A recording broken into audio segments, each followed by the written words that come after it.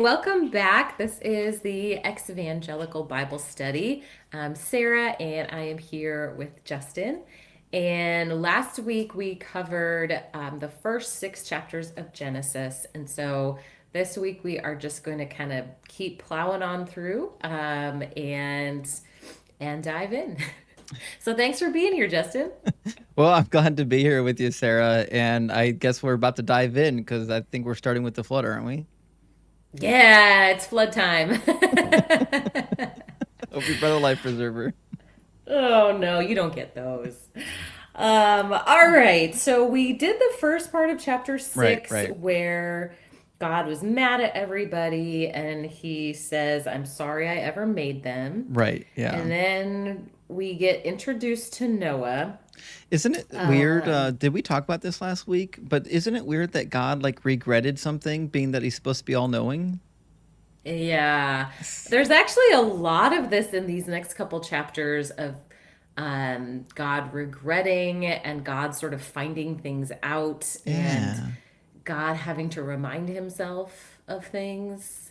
Yeah, I think it's another example of when God appears very human. Yeah, I agree.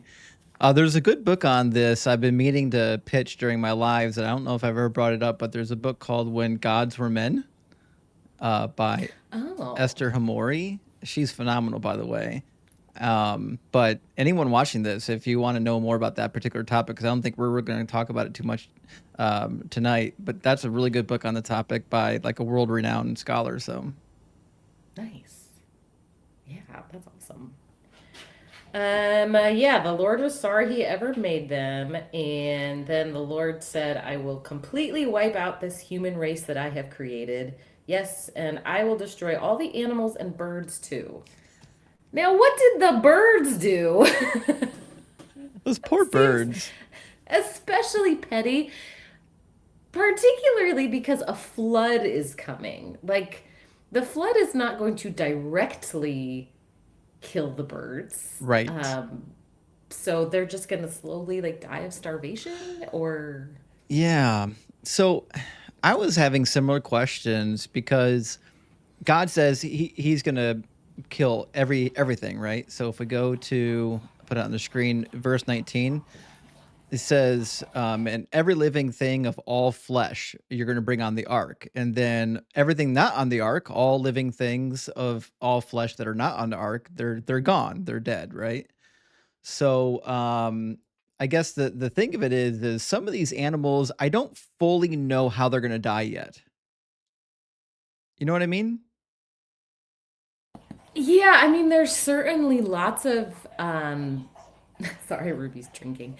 Um very many kinds of animals that can survive being underwater for a while. And it's not addressing the animals that live in the water in any way, right? So yeah, it's not very clear No, to and me. some people have pointed out, for example, when you go to 17, it says, I'm going to bring a flood of waters on the earth to destroy from under heaven all flesh, which is the breath. I'm sorry, all flesh in which is the breath of life. So you might be inclined to believe that this would exclude maybe the fish or some of the aquatic animals, but I don't know. I feel like here's the thing. They had to have died as well, right? Because like when the salt water and the freshwater mix, like a lot most of these animals, like saltwater animals can't live in freshwater and freshwater animals can't live in saltwater, so they had to die too. I mean, unless this like magical water that was coming up was salt water.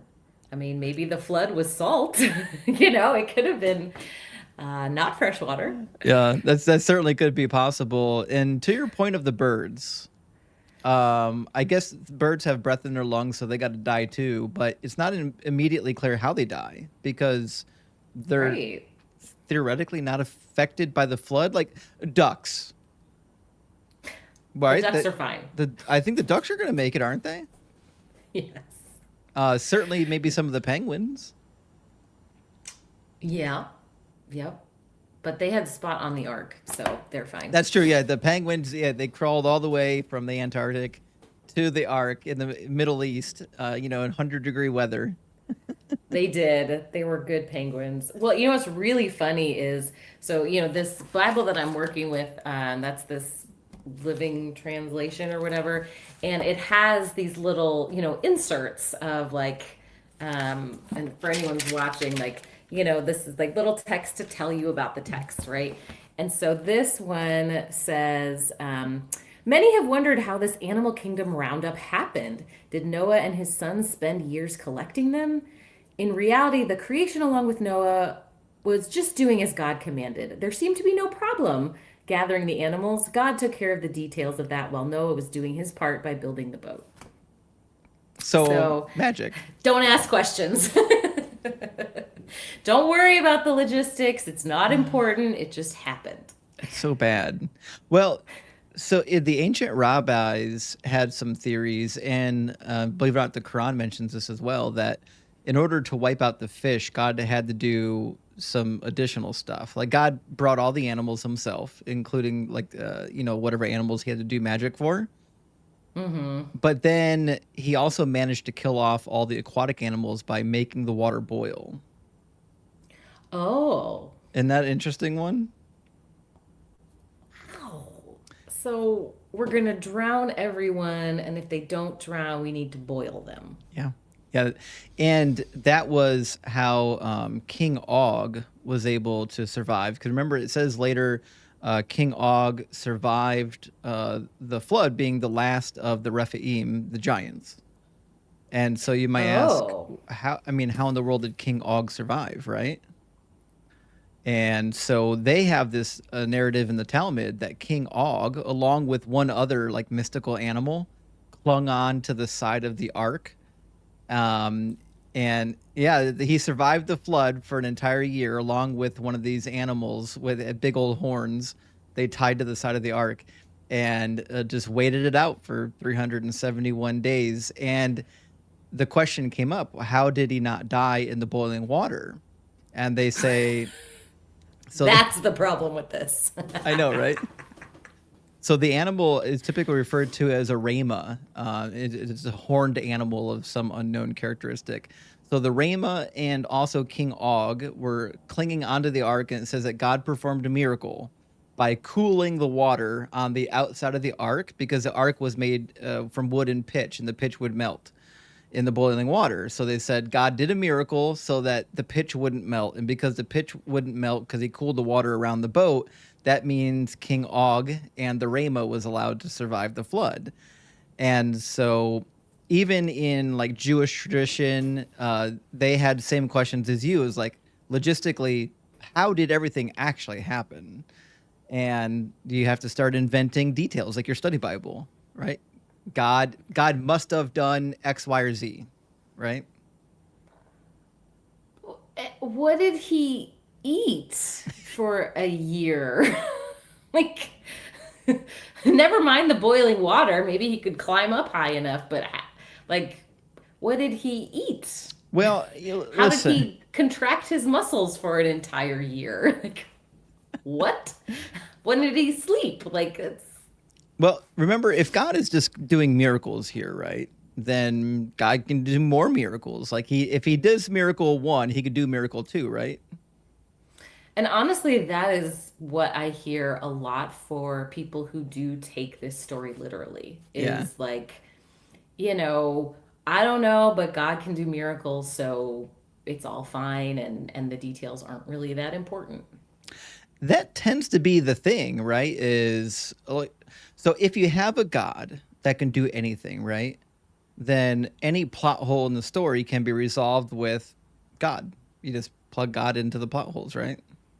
Yeah, absolutely. And if it still doesn't make sense, then you can blame our human fallibility and minds and say, well, it doesn't make sense to you, but you're just a human. And Right. So if it still seems illogical, it's just because God is so much smarter than you.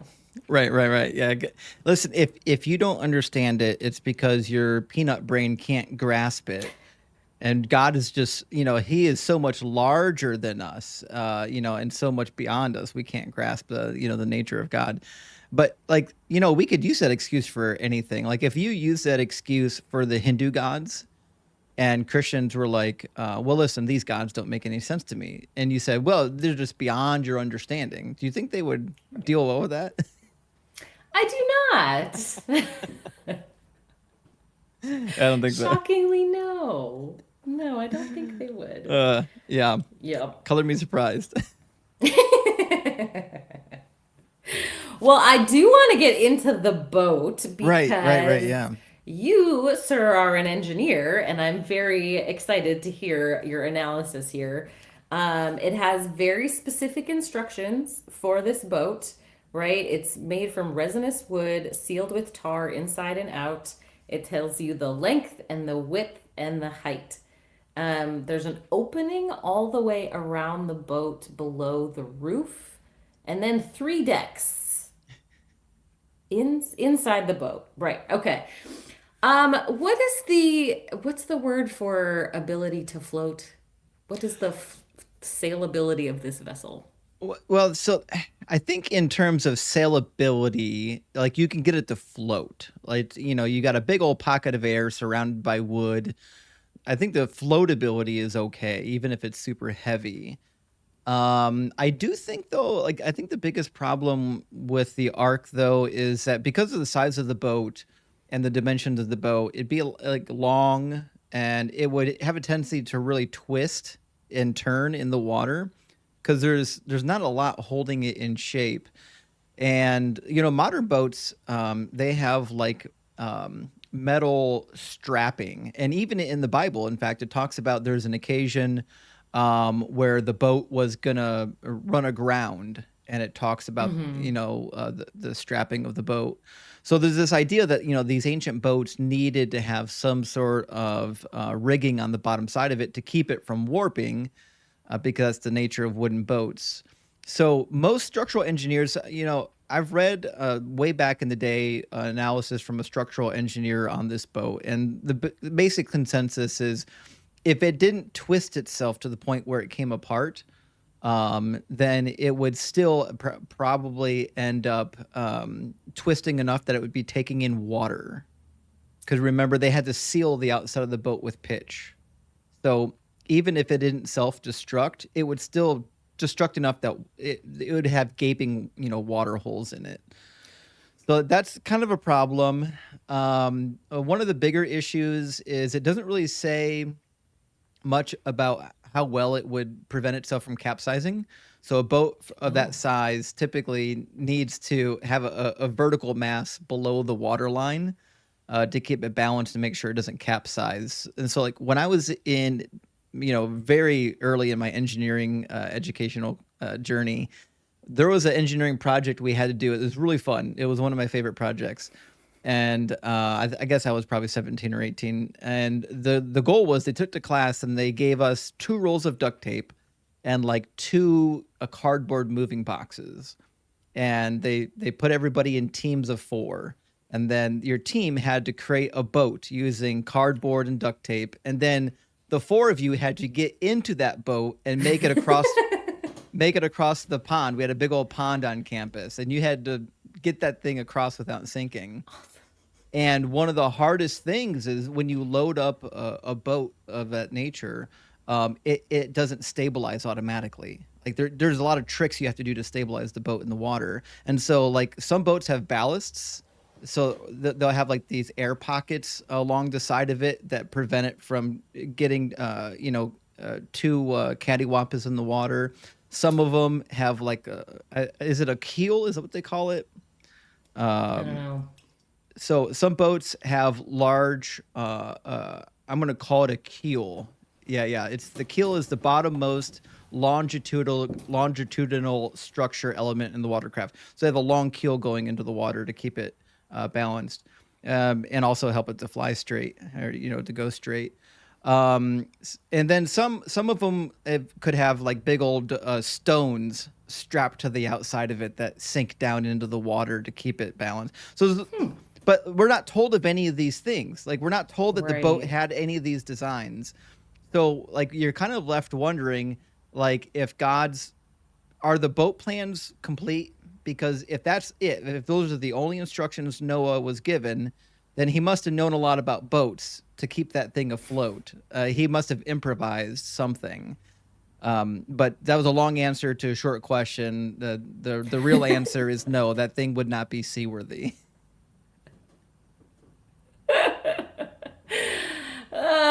Good to know.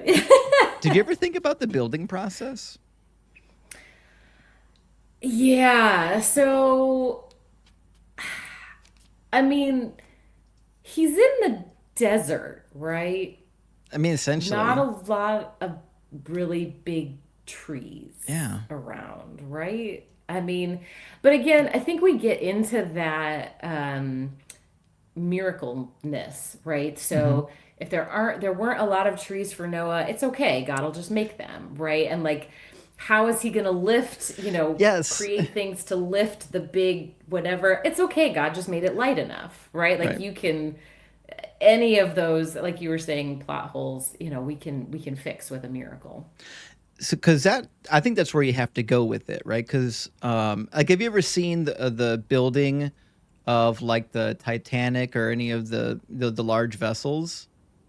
I want to show a picture on the screen, and this is pretty classic. There's a lot of under construction type of images of Mm, some of these large boats. But if you look at like just the amount of structure you need to build the thing, because you've got to right. keep it stable. You can't fall over while you're building it. You've got scaffolding so you can get up and around it. Like there's so much that goes into building a large watercraft, that like this idea that Noah and his two sons, they're just gonna whip it together. Like I know they had a long time. They had like 100 years to build it. It's like actually closer to 80 years to build it technically if you add up the ages. But still, yeah, even if you have 80 years, like, and I actually have a background in engineering. It's not mechanical engineering, so, but I do have a background in engineering, and like even me think with two other guys, I don't know if I could build a seaworthy ark in 80 years. There has to be a miracle somewhere. Yeah, like even if you have enough time, you have to defy physics in order to do it. Yeah, basically. And think about this too.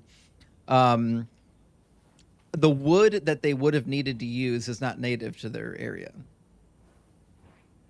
Like they would have needed probably cedar trees from Lebanon. Okay, how far away is Lebanon? Well, I mean, from we're not necessarily told exactly where Noah was from.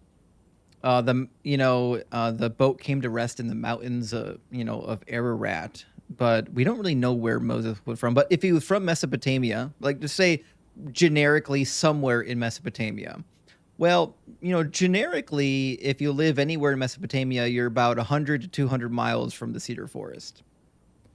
Okay. So it does work out though. If we imagine for a second that Noah resided close to where the boat landed, he was residing near the mountains of Ararat. If that was the case, there are cedars up there he had access to, but we're not really told. Okay.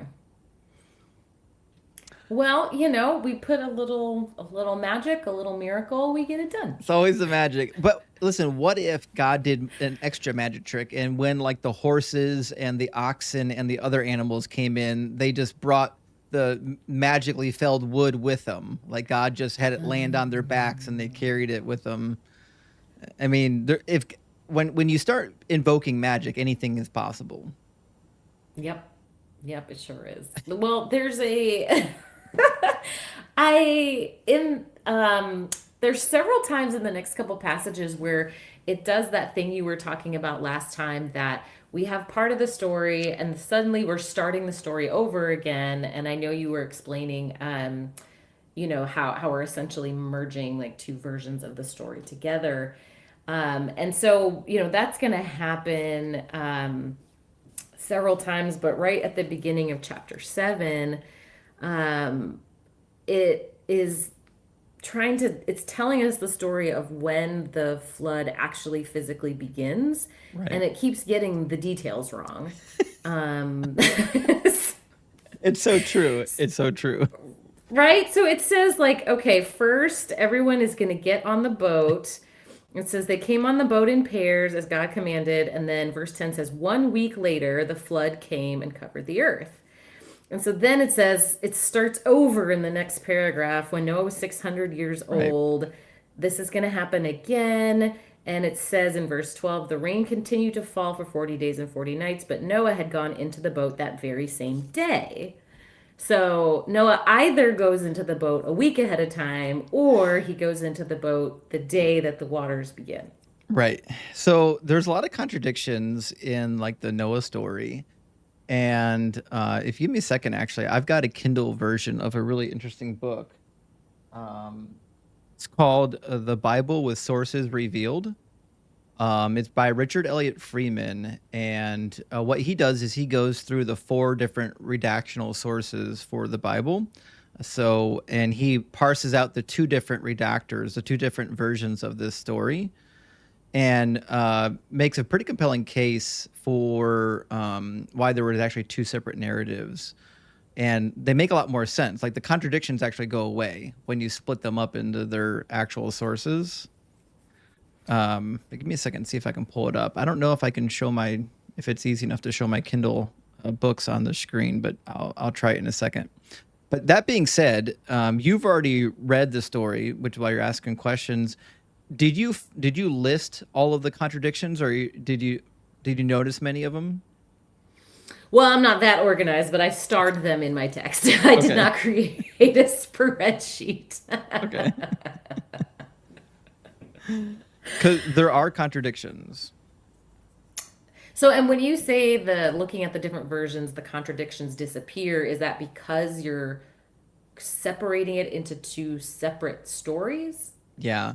So then the stories would contradict each other, but that's okay because they're different stories. Is that what you mean? Yeah, basically, yeah. If you separate the 2 stories completely, then I mean they would still contradict. The 2 stories would contradict each other. But the details wouldn't be so like glaring. Whereas like Noah was told to collect 2 of every animal, and then in the next story he's now collecting 7 of the clean animals.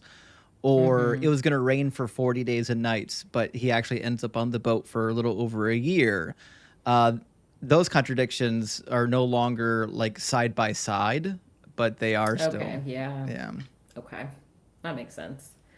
Well, in the in this second version here, starting at verse 11, what's really fun, I thought, is, with them in the boat were pairs of every kind of breathing animal, domestic and wild, large and small, along with birds and flying insects of every kind. Well, now hold on. You telling me this boat is full of bugs? And not only is it full of bugs, it's full of the flying bugs. Right. Because I don't want anything to do with that. Yeah. It's wild that God saw fit to preserve that kind of stuff. Because again, if he's already doing miracles, like he's already doing magic, what do you need the Right. bugs for? They're not going to serve any Yeah. purpose, are they? I mean, it is an interesting, like, if we are thinking about this from a biological perspective, then yes, of course you would need the bugs. Right. But if we're thinking about this from a biological perspective, then the rest of it falls apart. Right. So here is the sources split up from the book. And so you'll see the very first is in green, the beginning of the story, where God is like announcing that he's going to do this stuff. And then the blue text starts the first narration. And then you'll see it goes all the way through chapter 6. So according to Richard Elliott Freeman, it's pretty coherent until you get to chapter 7. Then all hell breaks loose. But Yeah. and that's where you start finding the contradictions. They start kind of in chapter 7, right? It says Noah Mm-hmm. did according to all that he had commanded him. And then we have this weird statement, and Noah was 600 years old when the flood was water on the earth. And Noah and his wife and sons, so on and so forth, came to the ark. And then if you go to chapter 8, you got all kinds of nonsense where like the same information is repeated. Like it says here again in verse Mm-hmm. 13, and it was 600 and so on and so forth. So I only bring this up to say, if you have $4 floating around, it's $3.99 for the Kindle edition. If you've got $4 burning a hole in your pocket, you can get the Kindle edition of the Bible with sources revealed by Richard Elliott Freeman, and you can actually just take the blue text and the green text and copy it, paste it into two different Word documents and read them side by side, and you can see that the stories actually line up a lot better. I mean, like you already said, they still contradict each other. But Yeah, but two separate stories makes a lot more sense right, than the way that the text is read. right. So we have this flood of rain and probably underground waters that burst forth, right? Yeah, the springs.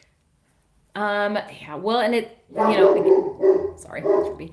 Again, I have this version. So my version says, on the 17th day of the second month, the underground waters burst forth on the earth, and the rain fell in mighty torrents. Yeah. So that's back to like that whole dome thing we were talking about, right? Where like water it can come into you kind of like from every which way. Yeah, pretty much what he's saying. Yeah. So we've got floodwaters from the ground up, the springs. You got flood and the windows of heaven opening up and flooding all the water, even from the other side of the firmament.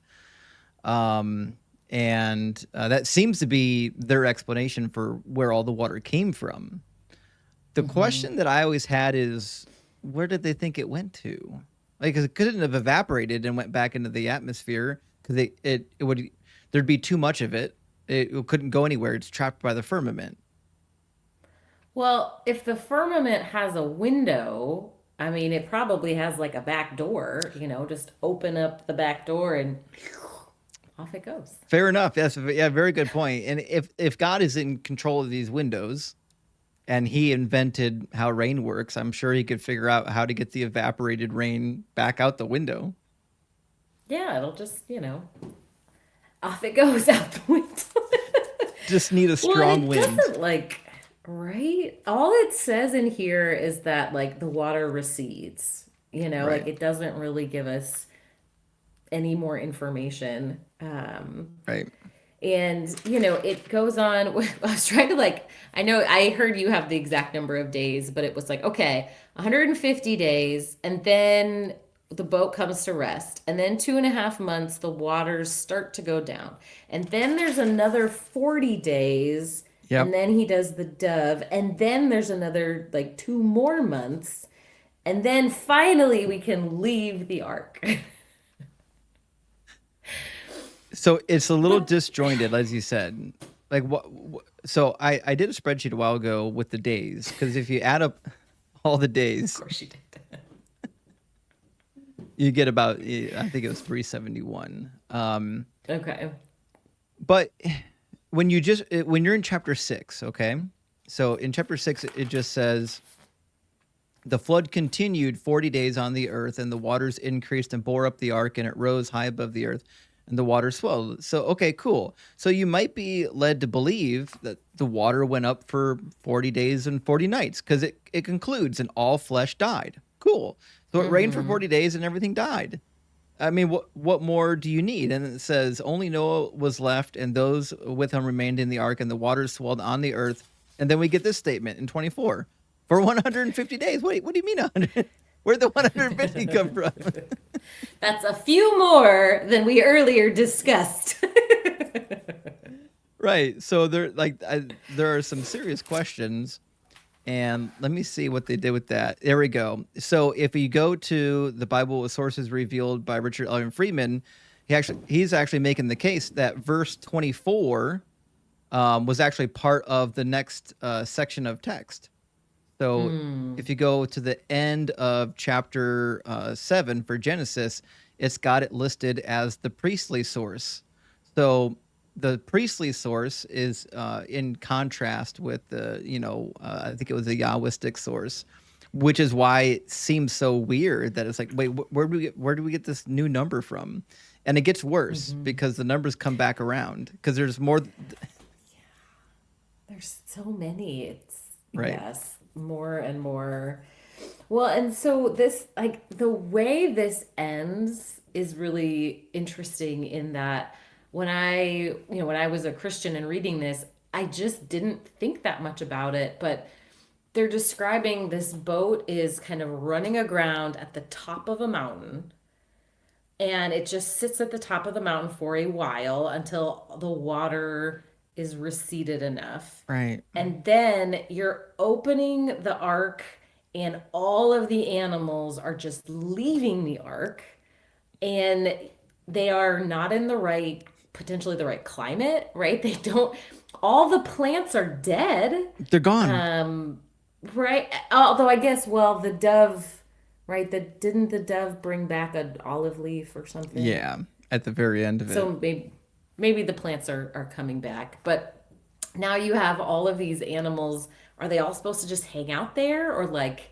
they're supposed to start reproducing, but they're not supposed to start eating each other, right? Like they're able to like make some generations before they eat each other. It's a logistical nightmare.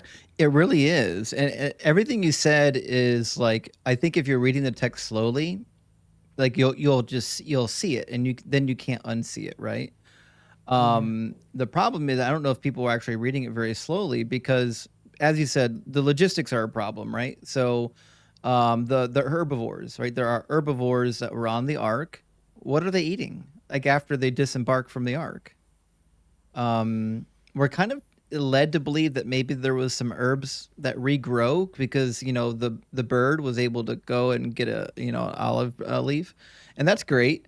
But like, is there enough to sustain new wildlife? Like, is that a thing? I mean, I Um, guess you only have two, right? but like giraffes, they eat a ton.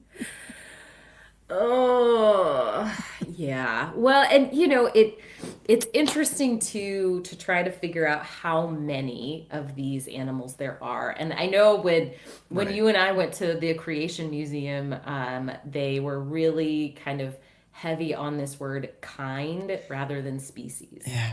And so for anyone who's not maybe biologically inclined, species is how we would delineate these different types of animals, and the term kind is not like a scientific categorization. And because it's not a scientific categorization, you can make it mean whatever you want it to mean. And so to say that, well, there was one of every kind, does that mean are we lumping together not just like all the leopards and the big cats? Is there just one big cat? Are we Hmm. right? Like, how big are we talking? Is it just one cat at all that somehow is going to now evolve into all of the different species of cat? And so that's something that gives people a lot of wiggle room since it's not actually a defined term. I think you're right. I think it was the Creation Museum. Now that we're on it, they did an estimate of how many kinds because we can't go by species because they don't believe in evolution. But I think they had a little over 6,000 different kinds. So it'd be quite a bit. Um, Yeah. I mean, if you've got at minimum 12,000 animals, and then, some of them we've got seven pairs, like, there's no way. yeah, it's weird. It doesn't add And up. no. And obviously, I am not the first to bring up this point. Many, many other people have. But what are you going to feed them, and what are you going to do with all the poop? It's just again, a Yeah. logistical nightmare. Well, and think of how many like illnesses are born out of unproperly handled fecal matter. It's Oh, quite a bit. yes, it is. And what are Um, they drinking? Like, that was another thing is it's if we assume it's raining fresh water, then they must have a system for collecting the fresh water. But like, how much can you actually collect? Because the animals have to drink water. as well, not just the humans. Now, some people will say, well, God put the animals to sleep. Like, Oh yeah. that doesn't make any sense because God told them to load up the ark with food, presumably for them and for the animals. Um, and that creates problems too. Yeah. It says, and remember to take enough food for your family and for all the animals. Exactly. So So, yeah, the going to sleep thing is, look at you, debunked that right? one. So the problem is like you already know this. A lot of these animals, like herbivores, can't eat meat typically, and a lot of meat eaters can't have herbs. So like you have to have fresh meat for the lions. You have to have fresh meat for a lot of the meat eaters. Like the bears need fresh meat. Like just well, some of the bears do berries and whatnot. I mean, some bears are meat eaters. They're kind of foragers, I guess. But anyways, the long and short of it is like you can't store meat on a boat for over a year. That's crazy. Well, nor can you get fresh vegetables, right? I Right. mean, for the herbivores, you can't store fresh vegetables for 6,000 herbivores for a year. And even the There's no way. grain, let's imagine that like you're like, okay, we're going to collect barley grain for, I don't know, 80 years or some whatever. We're going to collect barley grain because we can silo it and store it, once it's dried and everything. But even if you say, well, listen, God did a miracle and all the animals are eating barley now.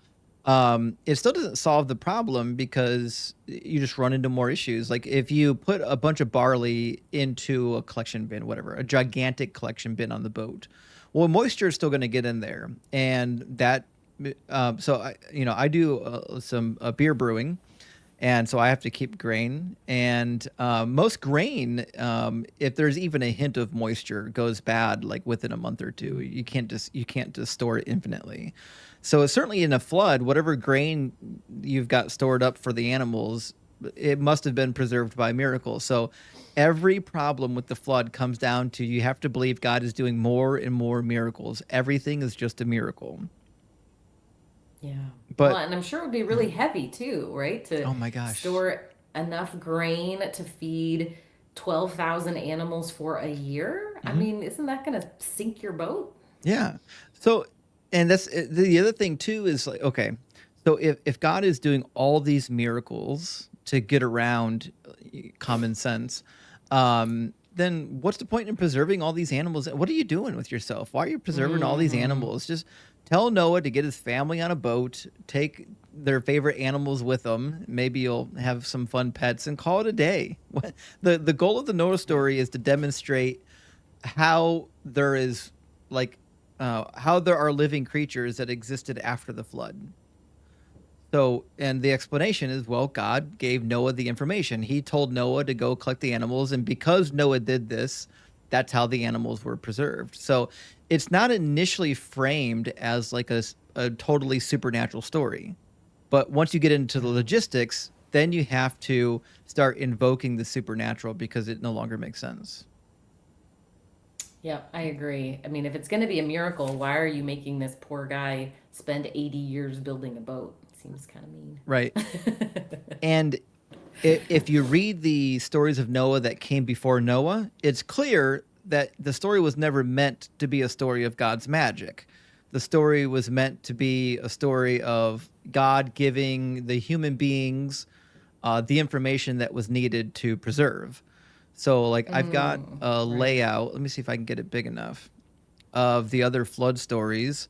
So the earliest is the Eridu Genesis story. It's from the third millennium. I mean, we're talking like 2,000 years prior to Noah. We already had a flood story.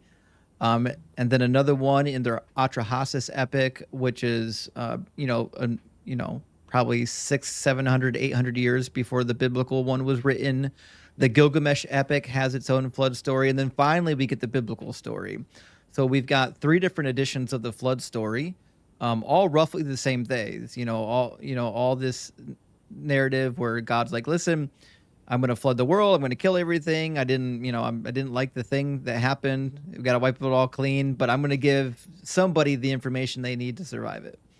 And we're not told in the other stories that God did a bunch of magic, Right. you know? Yeah. Well, it's um Yeah, I think it continues to show God being much more human. So like when they get off the boat, everything comes out pair by pair, except for I guess seven.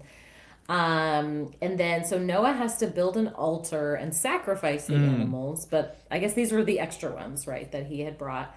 And so we also then see God making a promise a couple of times, and this is the first one where he says, I will never curse the earth again. And this was interesting to me because this quote is, I will never again curse the earth, destroying all living things, even though people's thoughts and actions are bent toward evil from childhood.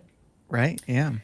In like I understand the Christian perspective of like the fall and we're all bad because of Adam and Eve. So like I'm familiar with that theology, but it seems like a strange action that God is saying, okay, I made people and they turned out really bad, so I'm going to get rid of all of them, and then I'm gonna save the good ones, right? He's especially well, at least Noah, right? He's gonna save Noah. Those are the good ones. And as soon as the good ones walk off the ark to repopulate the earth, he's saying, "Well, you all are evil." Yeah. Well, what on earth was the point of all this? Like, we didn't. Yeah. Nothing changed. Nothing got fixed. So you nailed it. You nailed it. So like God is like, listen, things are horrific. It's so horrific. I got to kill everything. But like the first thing he says afterwards is that things are basically still horrific. And you already know the story. What happens in the like the very next chapter? In chapter 9, Noah gets drunk. That's a sin. His son Ham does something unmentionable to him, so severely that his lineage gets cursed. So like, Oh, I was gonna ask you about that. oh That yeah, passage is very confusing to me. So, okay, what's in my NLT is it says, after the flood, Noah became a farmer and planted a vineyard. One day he became drunk on some wine he had made and lay naked in his tent. Then right. it says, Ham, the father of Canaan, saw that his father was naked and went outside and told his brothers. And that's the only thing it says that Ham did. And, but then it says when Noah woke up, he learned what Ham, his youngest son, had done, and he cursed them. Like, what did it doesn't say he did anything. Right. Okay. So this is really interesting. So there's this idea in the Bible of we're going to call it uncovering someone's nakedness. Okay. And I think it'll make more sense. I'm going to read a couple passages real quick, though. Let's look at Leviticus 18:9 real quick, and I'll put it on the screen here. So again, if you go to the sources, like Richard Elliott Friedman and others have two different sources for the uncovering of Noah's nakedness. The first source just says that his nakedness was uncovered. But we've got an interesting law in Leviticus. It says, "You shall not uncover the nakedness of your sister, your father's daughter, or your mother's daughter, whether born at home or born abroad." And then we actually have a whole chapter that keeps saying the same thing, actually. So there's a bunch of people's nakedness that you actually can't uncover. So none of you shall approach anyone near of kin to uncover nakedness. This is an idiom for having like sexual relations. Um, Huh. the whole chapter in Leviticus 18 is about unlawful sexual relations. You shall not uncover the nakedness of your father, which is the nakedness of your mother. She is your mother. You shall not uncover her nakedness. Now, listen to this, though. This is where it gets really interesting. Verse 8: You shall not uncover the nakedness of your father's wife. It is the nakedness of your father. And so this has led a lot of scholars to believe that what's actually happening in Genesis chapter 8 is not necessarily that Noah, like, no, his son just saw him naked.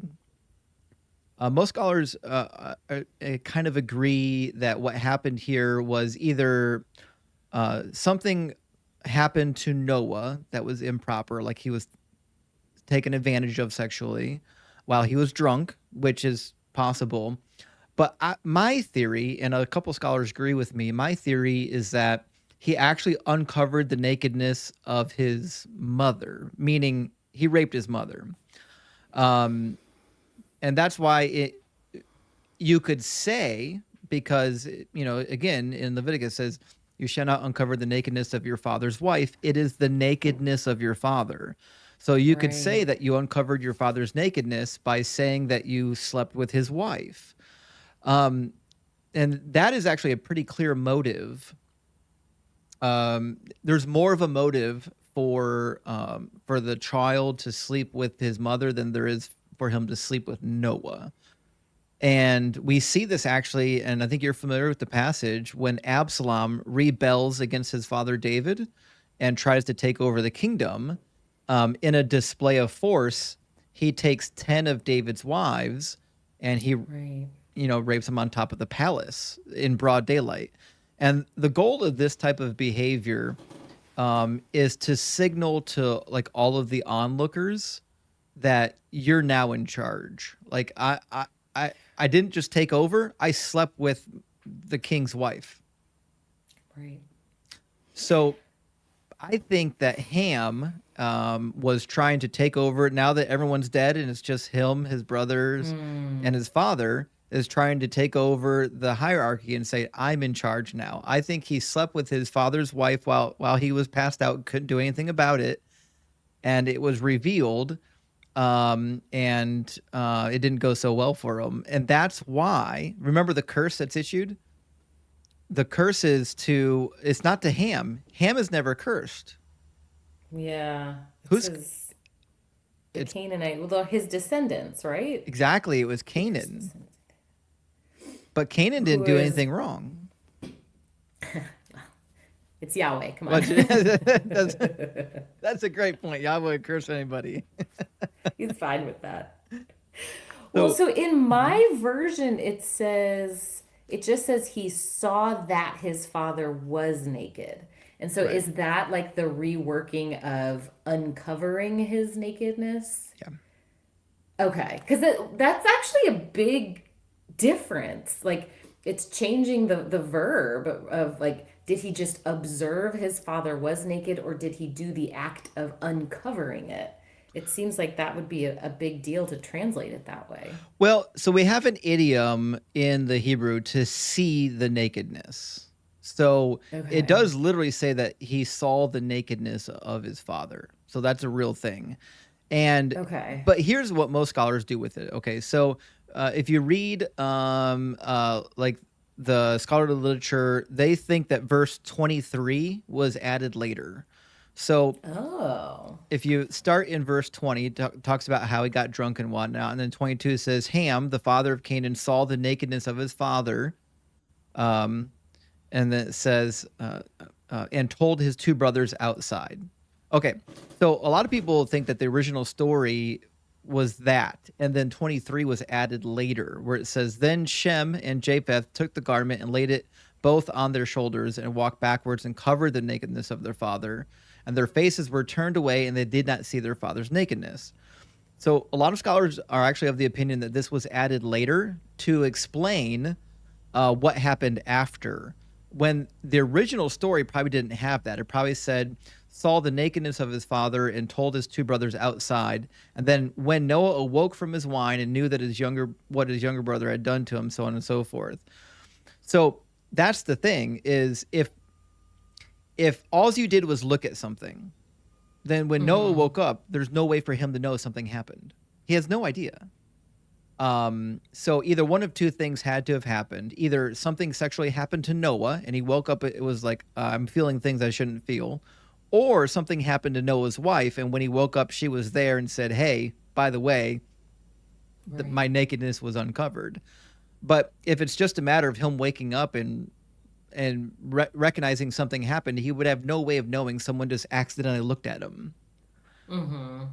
So Yeah. my interpretation has always been that this whatever happened most likely happened to his wife, unfortunately, and that's it. That gets me to the final point. Sorry, this is a long explanation, but to the point, Canaan is cursed, not Ham. And you might ask yourself, well, why would Canaan be cursed? Well, if you believe that Canaan was born from the incestuous union between Ham and his mother, that fits the rest of the incestuous cursings of the Bible. So if you remember later in the story of Lot, when he sleeps with his two daughters and they produce the Mhm. Moabites and the Ammonites, well, those Oh. two people groups are cursed according to the Bible. So this is an explanation for, like, listen, your people are cursed because look at the incestuous union that led to your people group existing. So with my interpretive model of Genesis 9, it actually fits the rest of the Genesis of framing these bad people groups as coming from evil, incestuous, unlawful unions. If you just assume that he did something to Noah, then you kind of lose part of that. Um, Mhm. but again, my theory could be wrong. It's possible that he just did something to Noah and not Noah's wife, and that he woke up and was like, "I don't feel so good." Um, but I don't believe for a second that in the original story, the only thing that ever happened was he just happened to gaze upon his, father's nakedness. Yeah, well, and that makes a lot more sense now. Have been remember learning in Sunday school, like my poor volunteer Sunday school teacher, being like, "What happened?" Like, well, he just, it was about respect, and Ham was being disrespectful, and that was the problem. That's the explanation I heard. Yeah. To be fair, like it still would have been improper to view your father naked. It still would have been improper. It would have been wrong. You weren't, you wouldn't have done it. But it's not such a serious offense that like your whole lineage would have been cursed. Yeah.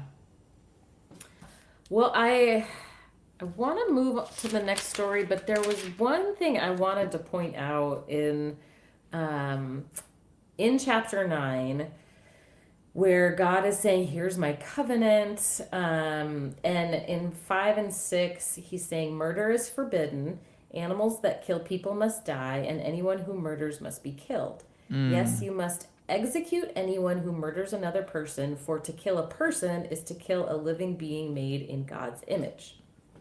right. Which verse is that again? So, 9, 5, and 6. Right. Let me grab it. So, killing a person who is made in God's image is very wrong. And so, in order to punish for that crime, you are going to kill another person who's made in God's image? Like that, you're violating your own moral principle there. Like, if killing God's creation, killing people that God in God's image is wrong, how can the punishment be to do the wrong thing again? Right. So the clue is kind of hidden in the translation. So mine says something really interesting, and yours probably says something similar, where he says, "I will require a reckoning for human life." And the reckoning here is kind of as though he's saying like the balance needs to be paid. It's like there's a blood debt now, and the blood debt needs to be paid. And so we find this later in the Bible too. Actually, if you go to 2 Samuel chapter 21, I believe, we find God actually enacting this thing called blood vengeance. I remember when in the story of Cain and Abel, how Cain was like, I can't leave from here because anyone who sees me is going to kill me. Well, this is because that's how blood vengeance works. Like when you kill somebody, um, uh, their family can come and kill you. It's just blood vengeance. Yeah, I mean, So it's a very Greek or mythology, or very like McCoys and Hatfields kind of yeah, morality. it really is. And what's really interesting is God's cool with it. And not only is he cool with it, he says that that's the way, that's the natural order of things. And so when we get to 2 Samuel 21, God himself enacts, he is reminding David that, oh, blood vengeance is real. And here's how.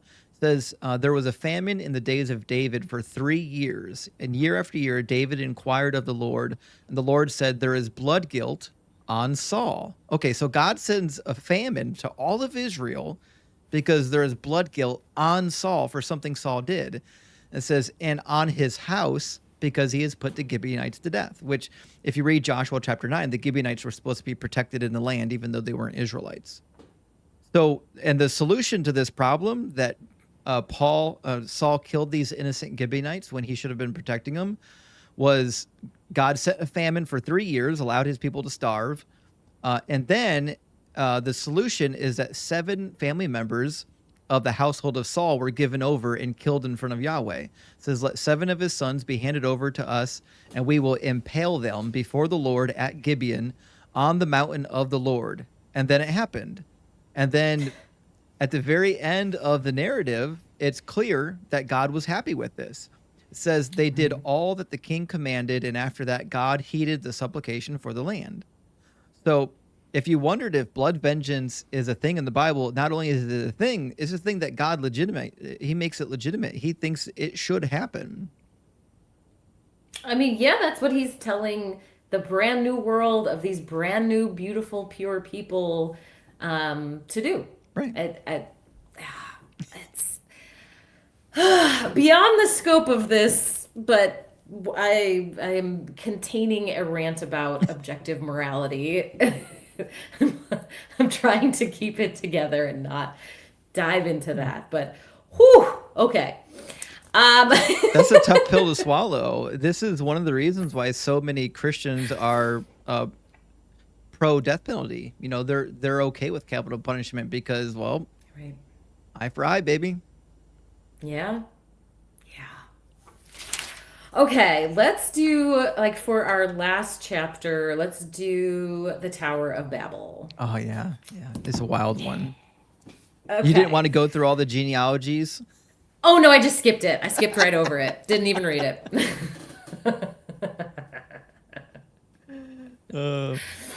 Yep, sure skipped that. Right, of course. Okay. So, chapter 11, the whole world is speaking a single language. I mean, it's clearly the way it's discussing it, like, there's not that many people in this story. It seems like they're all kind of just in one little geographical area. And they start migrating, and then they begin to talk about construction projects. And they say, let us make great piles of burnt brick and collect natural asphalt. Let us build a great city with a tower that reaches to the skies, a monument to our greatness. And I know reading this the first time, that was pointed out of like, look, see how evil and sinful these people are, right? They want to elevate themselves. But it is interesting that the very next sentence is, this will bring us together and keep us from scattering all over the world. Right. And that doesn't seem like such a bad goal. Like, that seems like an okay thing. Like, hey, let's work together. We can accomplish this cool task and it'll keep us in community together. Right. Not so bad. But God doesn't like it. He's not cool with it. And interestingly, too, like, I know you've pointed this out before. It says, but the Lord came down to see the city and the tower people were building.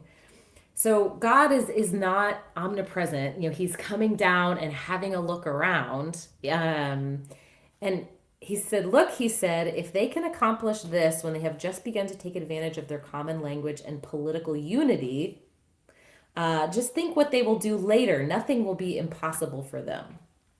Right. And in the next 2 words, it says, come, let's go down. So I have several questions.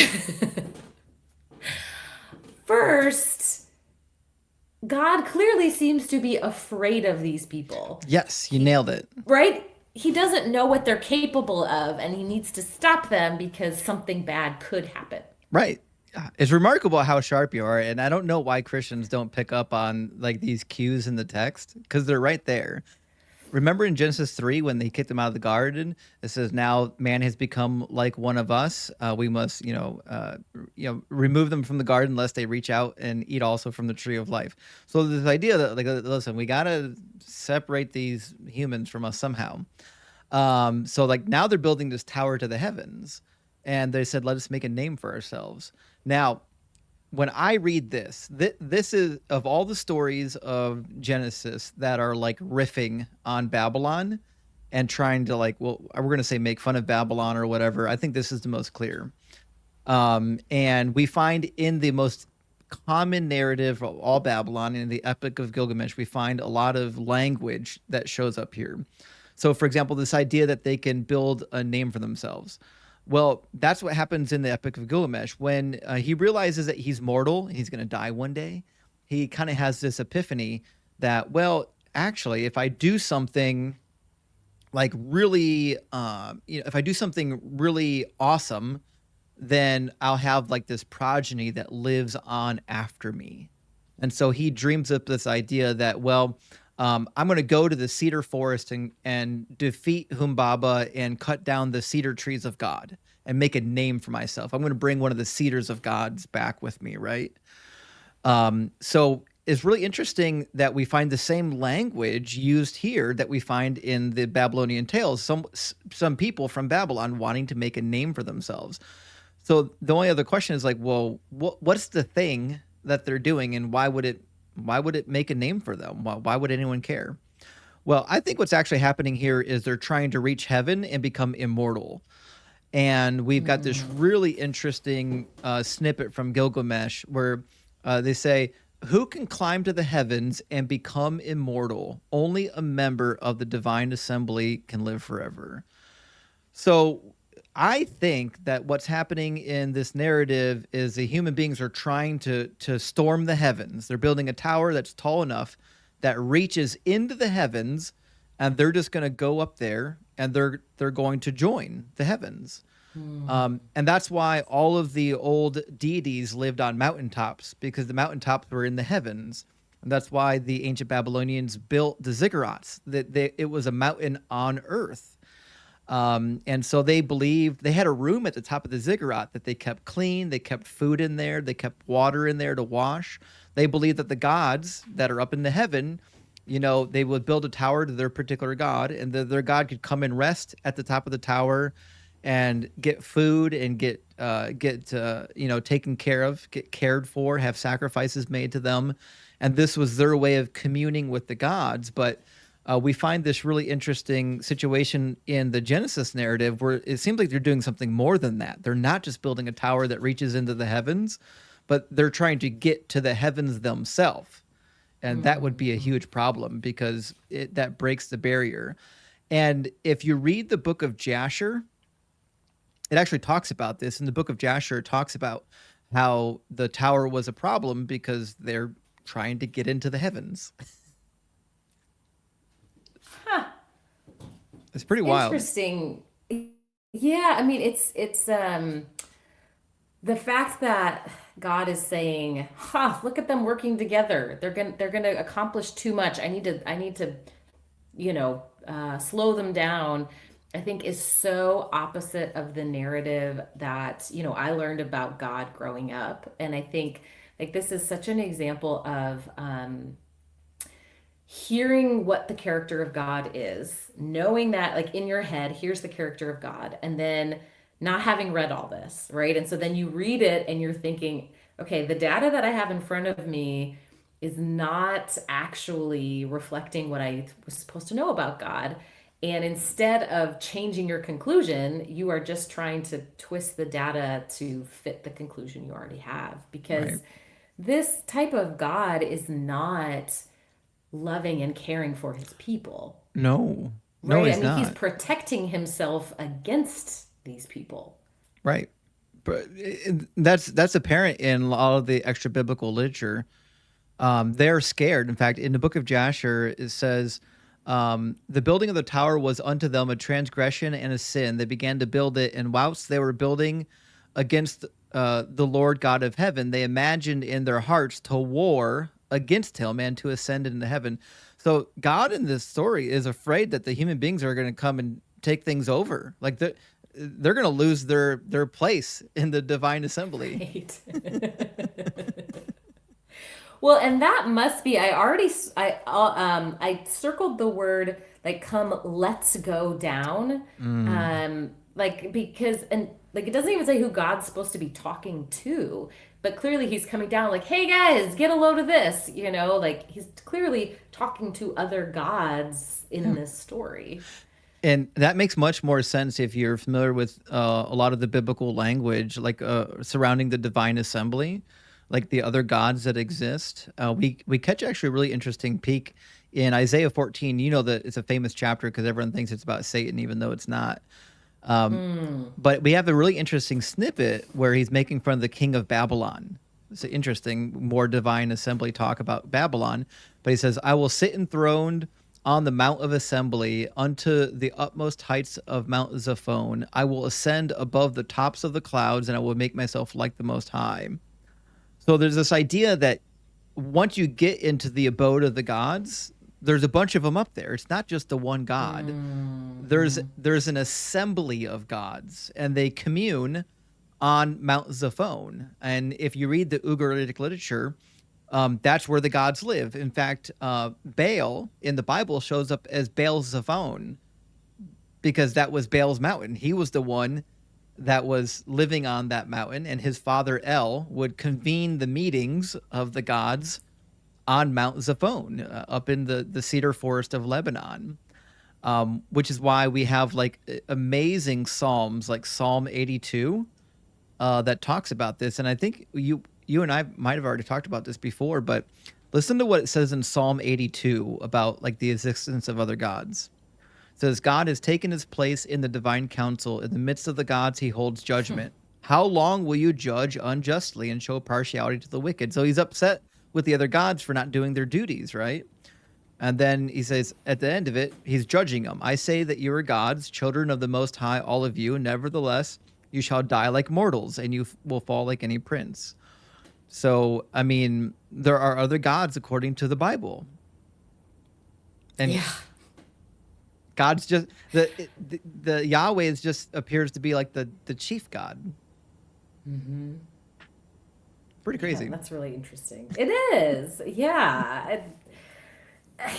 So, I mean, and they kind of the ending of this story then, because, of course, I skipped the genealogy at the end.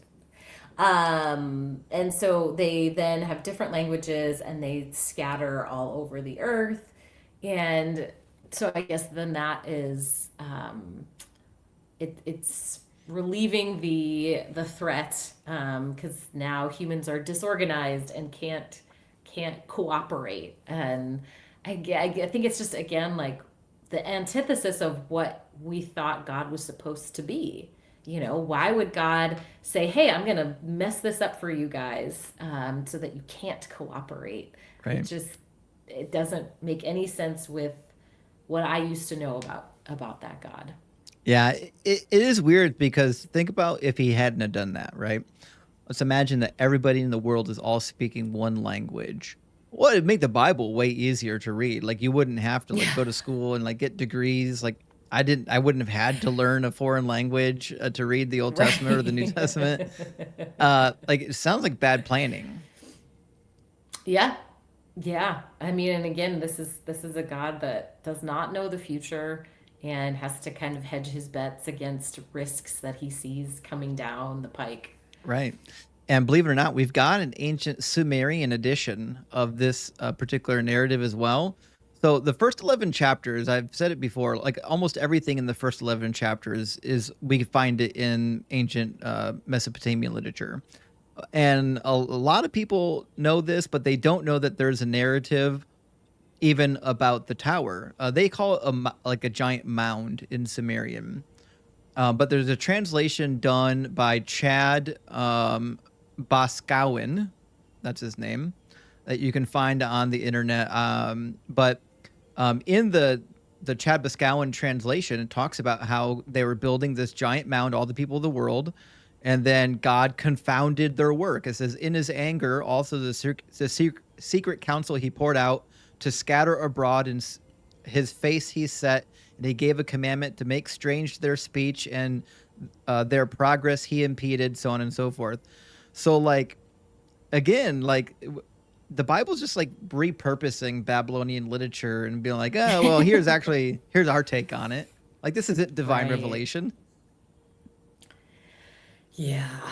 Yeah. That's also a hard pill to swallow that this isn't this totally unique I mean, I think that's what I hear from Christians a lot, especially when we're talking about laws and stuff, which we'll get into later. But that this was so different and must be divine because it's setting people apart so much. And yeah, the idea. So yeah, I think it's difficult to learn if you believe that the Yeah. Bible is perfect. Yeah, that's a good point because like if you do believe that the Bible is not just perfect and inerrant, but also that it's like a divine revelation, then you've got a little bit of work ahead of you in trying to figure out why like there are multiple variants of all these stories. Like why can I find all these stories from way before the Bible was written?